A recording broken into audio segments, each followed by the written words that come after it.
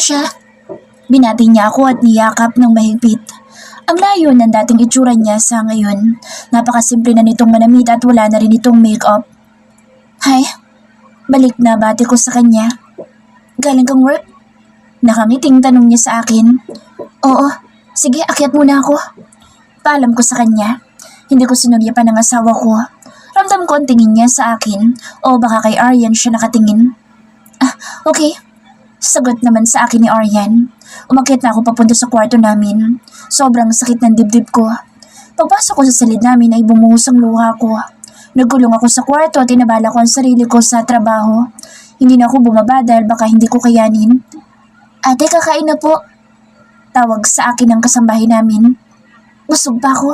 Pakasikaso na lang ng mga bata. May trabaho lang ako tinatapos. Sabi ko dito. Pinapakain na po sila ni kuya at ng babae na kasama niya. Sagot sa akin ni Rachel. Okay, sige. Nasabi ko lang at lumabas na ito. Isa lang ibig sabihin noon. Hindi naman kailangan na nandun ako. Tinapos ko muna ang ginagawa ko at mabilis kong kinuha ang jacket ko at saka wallet ko. Nasa hapag sila kaya walang nakapansin sa akin. Ginamit ko motorsiklo at pumunta ako sa medyo malayo na convenience store. Bumili ako ng beer in can. Umupo ako at nagsimulang uminom. Nag-browse ako sa phone ko at halos si Arya ng headline. Sa bawat litrato ay nandoon ang asawa ko. Hinanap ko ang contact na Stephen. Naging magkaibigan kami at nag-aaral ulit ito ng pagiging abogado. Hello Stephen? Kumusta ka na? Tanong ko sa kanya. Hello Sasha? Okay naman ako, napatawag ka? Tanong niya sa akin. Kapag ba nag-file ako ng annulment, ano mga kakailanganin ko? Tanong ko sa kanya. Are you out of your mind? Bakit ka naman magpa-file? Tanong niya sa akin. Alam ko na nagulat ito sa sinabi ko. Hindi na ako yung mahal niya. Gusto ko na lang maging malaya sa kanya para magawa niya mga gusto niya. Umiiyak na sabi ko kay Stephen. Huwag mong isipin yan. Nawalan siya ng alaala pero balong na balong yun sa'yo, no? Hindi yun agad-agad na mawawala. Mas mabuti na ayusin niyo yan. Sad niya sa akin. Naiinis ako kaya pinatay ko kagad ang tawag at inubos ang 2 beer. Akala ko pa naman siya ang pwede kong lapitan pero hindi pala. Tumingin ako sa oras sa phone ko. Malapit na palang mag-12 at hindi ko na malaya ng oras. Nagpasya na ako umuwi sa bahay. Pagkarating ko'y nagulat ako dahil nasa pintuan ng asawa ko at madilim ang muka. Alam ko galit ito sa paraan ng mga tingin niya. Saan ka galing? May diina tanong nito sa akin. Hindi ko siya pinansin at tumiradyo lang ako. I'm talking to you! Sigaw niya sa akin pero nanatili akong tahimik. Bigla niyang hinila ang braso ko at nasaktan ako dahil napalakas ang paghihilan niya. Pero hindi ko pa rin siya inintindi. Namumula ng braso ko sa hawak niya. Tumingin lang ako sa braso ko at nung ma-realize niya, ay agad niya akong binitawan. Sorry. Mahinang saan niya sa akin. Okay. Bale walang sagot ko sa kanya at tinalikuran ko na siya. Bullshit. Rinig kong napamura ito. Umakyat ako at alam ko na nakasunod ito sa akin. Hinayaan ko lang siya. Babe, I'm sorry. Bigla niya akong niyakap. Napaiyak ako sa ginawa niya pero hindi ko siya sinagot. Nanatili akong tahimik. Umurong ang dila ko. Kahit ang totoo ay ang dami kong na-stay tanong sa kanya. Alam ko mali ang ginawa kong pag-iwan sa'yo kahapon. At nasaktan kita kanina. Sorry. I love you, babe. Bulong niya sa akin. Tinanggal ko ang kamay niya sa bewang. Matutulog na ako. Sabi ko sa kanya. Naglakad ako papunta sa higaan namin at tumiga na ako. Sumunod naman ito at yumakap ulit sa akin. Hinayaan ko na lang siya dahil sobrang bigat na talaga ng talukap ng mga mata ko. Ilang araw na akong matamlay. Simula nang bumalik sa Aryan ay nagkaroon ako ng pagdududa sa pagmamahal sa akin ni Daryl. Palagi niyang kasama si Aryan at nasasaktan ako kapag naiisip ko na magkasama sila. Pakiramdam ko hindi ako makahinga. Pakiramdam ko kailangan ko umalis dito sa bahay. Maraming pumapasok sa isipan ko. Stress na ako sa kaka-overthink ko sa mga bagay na hindi naman dapat. Hello, Mommy. Pwede po ba akong humingi ng pabor? Sabi ko kay Mommy. Tinawagan ko siya dahil sa tingin ko ay siya ang makatutulong sa akin. May problema ba, Iha? Tanong niya sa akin. Pwede po ba akong umalis? Kahit 1 linggo lang po. Frustrated na po ako at kung hindi ko po ito gagawin, mababaliw po ako, Mommy. Umiiyak na sabi ko sa kanya.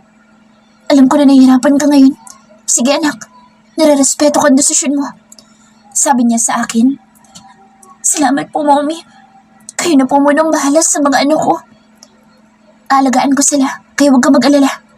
Sagot niya sa akin. Maraming salamat po. Umiiyak na pasasalamat ko sa kanya. Mag-iingat ka, anak. Tumawag ka kapag may kailangan ka. Paalala pa niya sa akin. 1 linggo lang, Sasha. Kayanin mo. Doon mo malalaman kung may halaga ka pa rin ba sa asawa mo. 1 linggo lang. Kausap ko sa sarili ko. Bumaba ako para puntahan ng mga anak ko. Mga anak, may pupuntahan si Mommy. O wala ko ng 1 week. Sabi ko sa kanila habang pinipigilan ko ang sarili ko na umiyak. Babalik ka naman po, Mommy, di ba? Tanong sa akin ni Jason. Oo, anak. Babalik si Mommy. Promise yan. Doon muna kayo kila Mamita, okay? Mahal na mahal kayo ni Mommy. Gusto kong umiyak pero ayoko makita ako ng mga anak ko. Grabe ang pagpipigil na ginawa ko para lang makapagpaalam ako sa kanila ng maayos. Magaling na si Dylan at siya nagsundo sa mga bata. Pagkalis nila ay nag-ayos na ako ng gamit ko. Iniwan ko ang phone ko at tanging ID at wallet lang ang dala ko. Sumakay ako sa bus papuntang Baguio. Doon ko nais pumunta. Habang sa bus ay hindi ko mapigil ang hindi umiyak. Pakiramdam ko ngayon durog na durog ako. Paano ko ipapaalala sa kanya kung mas madalas pa niyang kasama si Aryan kaysa sa akin? Si Max naman hindi pa nahuhuli. Magaling din talaga magtago ang demonyita na iyon. Kung may dapat sisihin sa lahat ng ito ay si Max iyon. Dumating ako sa part na hiniling ko na ako na lang sanang binaril niya.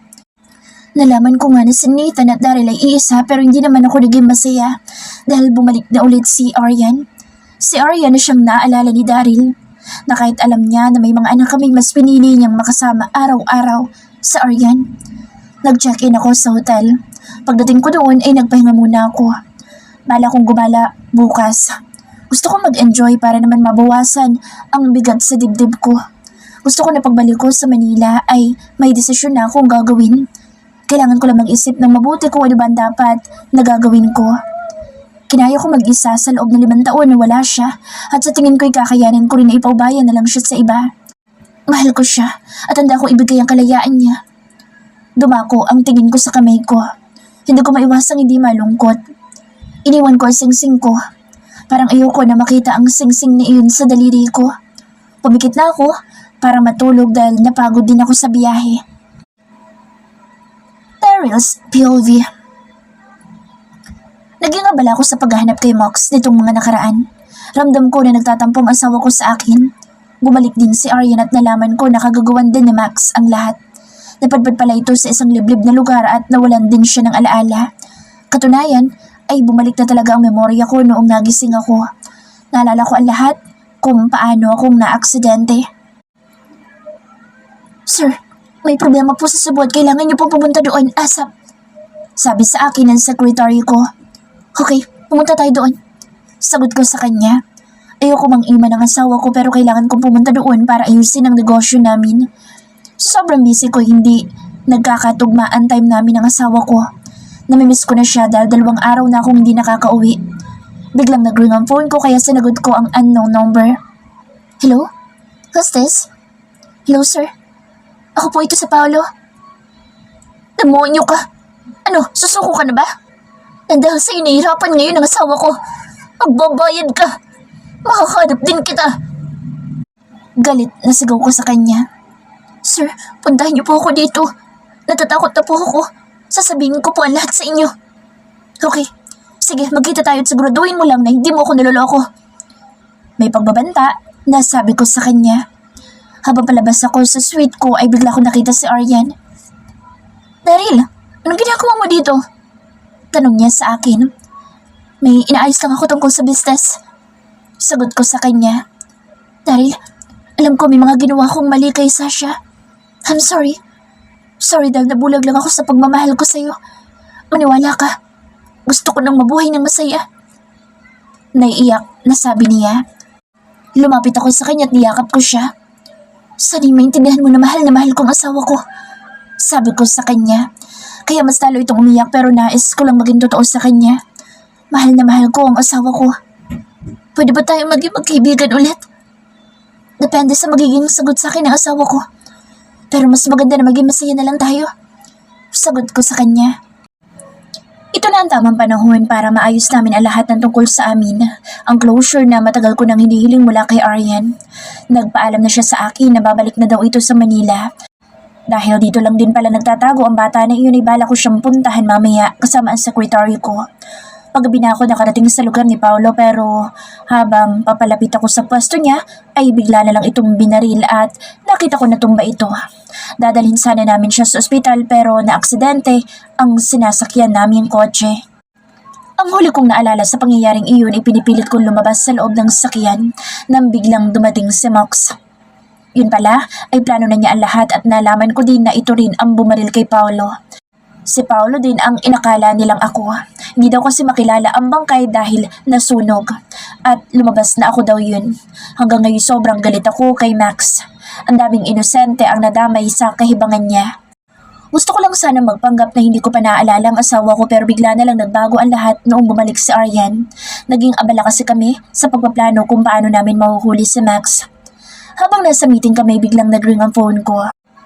Nagmamaneho ako ngayon papunta sa bahay ni Mommy. Tumawag kasi siya na nandoon daw ang mga anak ko. Nagtaka naman ako kung bakit nandoon sila. Dahil kapag ganitong oras ay nasa bahay lang sila kasama ang asawa ko. Napatunayan na rin namin na anak talaga namin si Jason at ninakaw lang ito ni Aryan. Binayaran niya ang doktor na nagpaanak sa asawa ko habang ako'y nasa ospital at nakoma. Pagdating ko'y nagulat ako dahil umiiyak ang mga ito. Mom, bakit sila umiiyak? Tanong ko kay Mommy. Namimistil ang mommy nila. Sagot sa akin ni Mom. Nagtaka ako sa sagot ni Mommy kaya tumingin ito sa akin ng malungkot. Umalis siya. Gusto daw niyang mapag-isa. Parang daw siyang mababaliw. Ano bang ginawa mo? Bakit siya nagkaganoon? Naiiyak na tanong sa akin ni Mommy. Wala akong sinayang na oras. Nagmaneho akong pauwi sa bahay namin. No babe. Please. Don't do this. Kausap ko sa sarili habang nagmamaneho ako. Hindi ko kakayanin na iwan niya ako. Ang gago mo, Daryl! Shit! Sigaw ko sa loob ng kotse ko. Pagkarating ko sa bahay ay mabilis akong pumasok. Nasaan ang atasasya mo? Tanong ko sa katulong namin. Umalis po siya kanina po. Sagot niya sa akin. Umakyat ako sa silid namin at doon ko nakita ang phone niya at ang iba pa niyang gamit at higit sa lahat, ang sing-sing niya. Napahilamos ako sa galit sa sarili. Nasaan ka ba, babe? Bakit? Napasabunot ako sa buhok ko. Nakita ko na may sulat siyang iniwan para sa akin. Nanginginig ang kamay ko habang binubuksan ko ito. Daryl, sorry.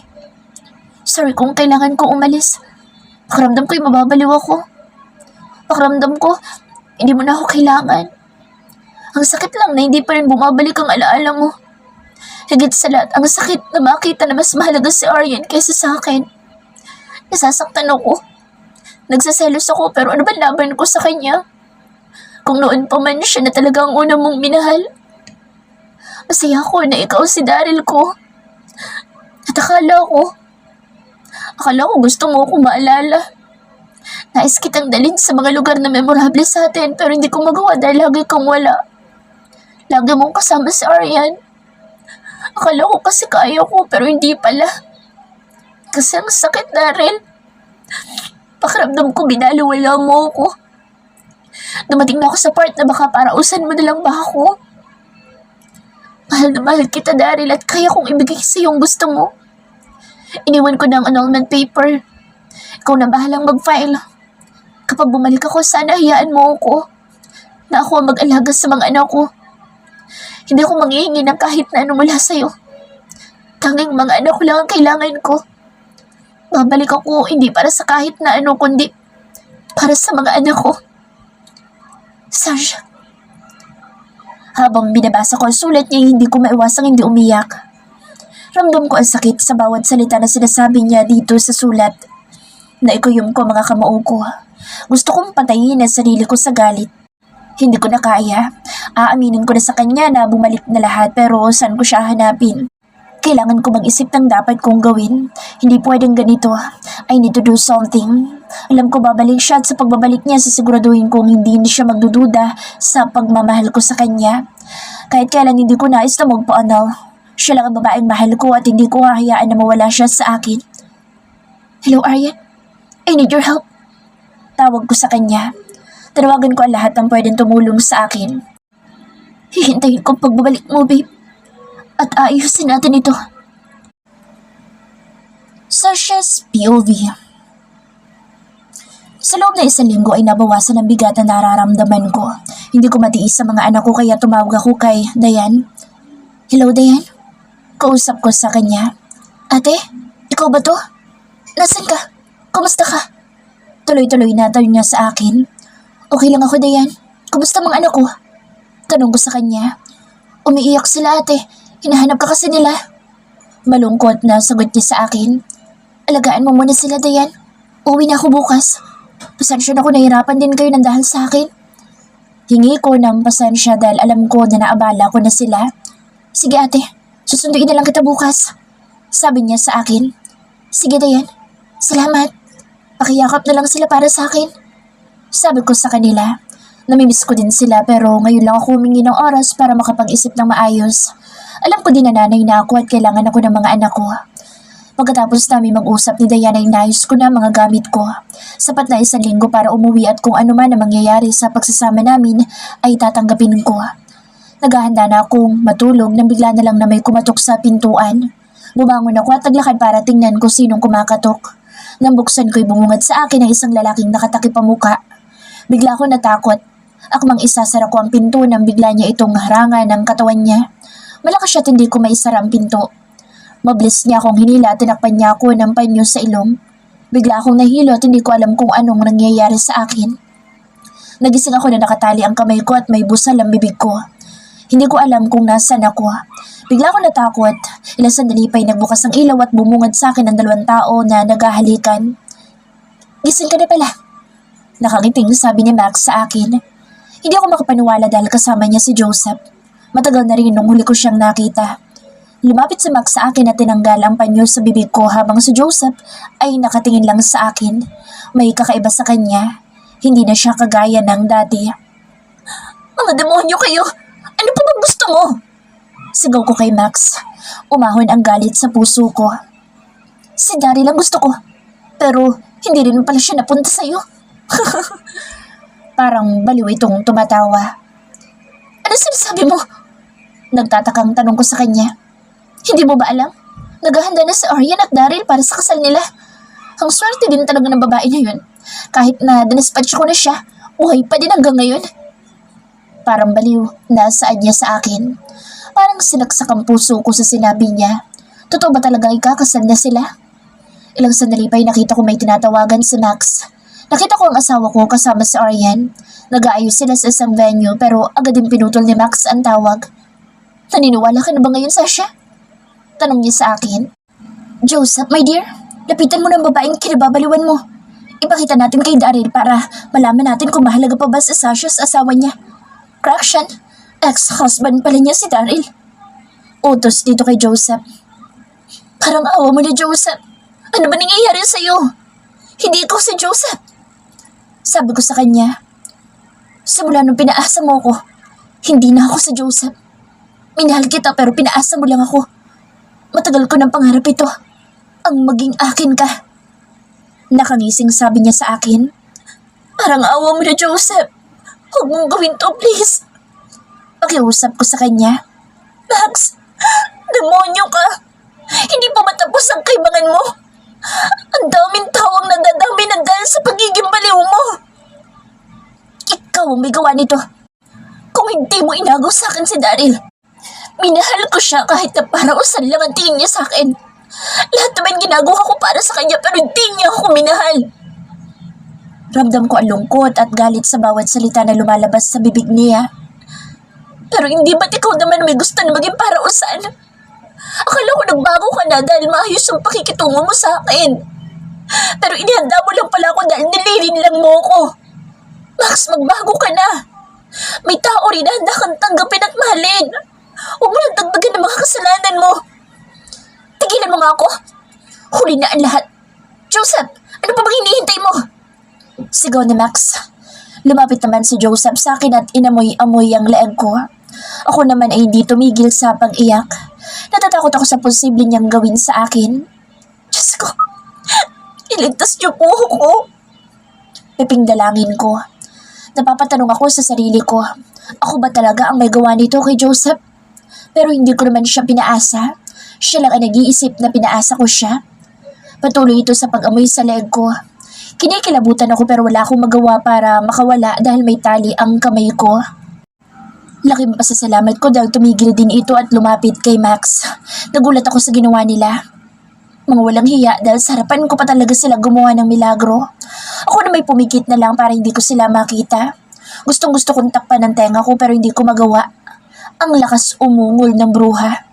Nakahinga ako ng maluwag dahil sa wakas ay natapos din sila. Nababaliw na talaga silang pareho. Lumabas na sila at iniwan nila ako. Akala siguro nila ay naiinggit ako sa ginagawa nila pero bigla ko naalala ang asawa ko. 1 linggo lang akong nawala pero magpapakasal ba talaga sila ni Ariel? Hanggang ngayon ba hindi pa rin bumabalik ang alaala niya? At kung nakakaalala na siya, bakit hindi man lang niya ako hinanap? Masakit ang kamay ko na nakatali at sa tingin ko'y wala ng pag-asa na makaligtas ako dito. Siguro itatanggapin ko na lang ang tadhana ko. Umiyak na lang ako ng umiyak. Bumabalik sa akin ang lahat ng mga alaala ko. Simula kay Daryl hanggang sa mga anak ko. Si Jason ngayon ko pa lang siya nakasama pero parang hindi rin magtatagal. Lumabas ang DNA na siya ang panganay ko sa triplets. Sino bang tutulong sa akin? Wala. Pero ilang sandali pa may narinig ako na putok ng baril. Nagulat ako dahil bigla na lang bumukas ang pintuan at pumasok si Max habang may hawak na baril. Mabilis siya lumapit sa akin, itinutok sa akin ang baril na hawak niya. Napapikit na lang ako dahil anytime may kakalabitin niya ito. Huwag kayong lumapit! Mamanilin ko to! Babe! Rinig kong tawag sa akin ni Daryl kaya napadilat akong bigla. Tumingin ako sa kanya. Hindi ako nagpakita ng kahit na anong emosyon. Bakit siya nandito? Bakit hindi siya doon sa area niya? Max, tumigil ka na! Sumuko ka na sa batas! Pakiusap ni Daryl sa kanya. Ayoko! Pwede ba? Hayaan niyo akong makatakas dito. Pasasabugin ko ang ulo nitong babaeng ito. Parang baliw na sabi ni Max. Sumuko ka na, miss. Huwag mo nang dagdagan ang kasalanan mo. Sabi ni Chief Rico. Hindi! Hindi ako susuko! Sigaw naman bigla ni Max. Nagulat na lang ako dahil bigla na lang natumba si Max. May bumaril sa kanya. Hindi si Chip, kundi si Joseph. Nakita ko ang lungkot sa mga mata niya. Napaiyak ako dahil niligtas niya ako. Nilagyan siya ng posas at isinama ng mga pulis palabas. Lumapit naman si Daryl sa akin at iyakap niya ako ng mahigpit. May masakit ba sa'yo? Nag-aalalang tanong niya sa akin. Hindi ako sumagot sa kanya. Gustong gusto kong sabihin na masakit ang puso ko pero nanatili akong tahimik. Hindi ako nagsalita kaya niyakap niya ako ulit. Pagkatapos ay binuhat niya ako palabas sa gusali kung saan ako dinala ni Max. Namatay na si Max at wala namang gugulo sa buhay namin o sa buhay ni Daryl. Naawa ko at nalulungkot pero siya ang pumili ng kapalaran niya. Ngayon ko napatunayan na walang magandang naidudulot ang sobrang pagmamahal. Madalas ay nakagagawa ang tao ng mali, nakakapanakit at nawawala sa sarili dahil sa labis na pagmamahal. Inuwi niya ako sa bahay. Habang nasa biyahe tahimik lang ako. Niyakap ko ng mahigpit ang mga anak ko. Sorry mga anak. Umiiyak na sabi ko sa mga anak ko. Mommy, are you okay? May masakit po ba sa'yo? I miss you, Mommy. Tanong nila sa akin at niyakap nila ako. Walang masakit kay Mommy. Kasi nyo lang ang gamot ko. Nakangiti kong sabi sa kanila. Kiddos, mag-rest muna ang mommy nyo. Saan ni Daryl sa mga anak namin? Okay po, Daddy. Sabay-sabay na sagot nila sa daddy nila. Mommy, rest ka na po. Love you, Mommy. Sabay-sabay na sabi nila sa akin kaya napangiti naman ako. Umakyat ako sa kwarto para maligo. Pagkatapos kong maligo, pinatuyo ko ang buhok ko at saka ako humiga. Narinig ko na bumukas ang pintuan kaya nagpanggap ako na tulog na. Naramdaman ko ang paglundol ng kama kaya alam ko na sumampa ito. Humiga ito at niyakap niya ako. Simula na magkita kami, hindi ko siya pinapansin. I'm sorry, babe. I love you. Bulong niya sa tenga ko. Tahimik akong umiiyak. Hindi ko kasi alam kung dapat ba akong maniwala sa mga sinasabi niya. Ang init ng yakap niya ang naging dahilan para makatulog na ako. Kinabukasan ay nagising ako ng bandang 8:00 ng umaga. Pagbaba ko ay sobrang tahimik ng buong bahay hanggang sa nagulat ako dahil may mga taong dumating. May mga dumukot na naman sa akin. Hindi pa nga ako nakaka-move on sa nangyari sa akin kahapon. Ngayon na naman ulit. Napapaisip na lang talaga ako. Marami ba talaga ang may galit sa akin? Hindi ko maiwasang itanong sa sarili ko. Mga kuya, sino bang boss nyo? Tanong ko sa mga kumuha sa akin. Gusto ko nang alamin kung sino na naman ang may galit sa akin. Bakit mo tinatanong? Tanong din niya sa akin. Bakit? Bawal na ba magtanong ngayon? Dapat kong itanong dahil palagi na lang akong kinikidnap. Hindi mo ba alam nakakaligtas lang sa akin kahapon? Galit na ani ko sa kanya. Wala kaming pakialam. Magpaligtas ka na lang ulit sa asawa mo. Sagot na mga ito sa akin. Parang baliwala lang sa kanila.